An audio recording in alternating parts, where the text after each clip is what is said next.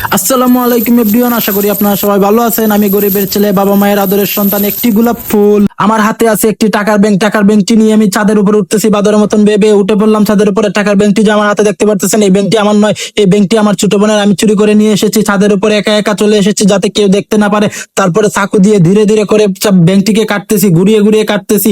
ব্যাংকটা অনেক শক্ত, কাটতে পারতেছি না, অনেক কষ্ট হইতেছে। পরে অনেক কষ্টের পরে কাটলাম, কেটে ঢেলে দিলাম টাকাগুলো। পরে ভালো করে ঢেলে দিলাম, ঢেলতে দেখি অনেকগুলা কয়েন, সব কয়েন গুলা 5 টাকা কয়েন আরো আছে সাথে, 10 টাকা 20 টাকা নোট। পরে ব্যাংকটাকে ইটা মেরে ফেলে দিলাম।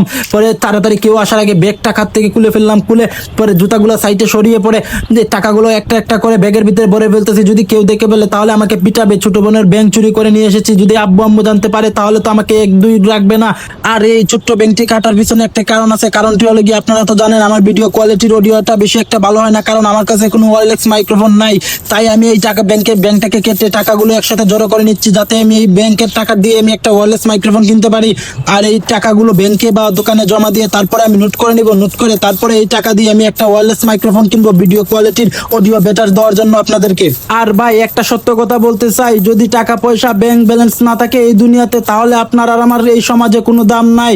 আর এমনও লোক আছে মৃত্যুর পরে কোটা দিয়ে বলবে যে শালা মারা গেছে, কাফনের কাপড় কেনার জন্য একটি টাকাও এই দুনিয়াতে রেখে যায় নাই। আর এই দুনিয়াতে সবচাইতে বেশি মূল্য হলো গিয়ে টাকার। যদি টাকা না থাকে তাহলে আপনার আর আমার কোনো দাম নাই। আজকের মতন ভিডিওটা এই পর্যন্ত। আপনারা সবাই ভালো থাকবেন, সুস্থ থাকবেন। আল্লাহ হাফেজ।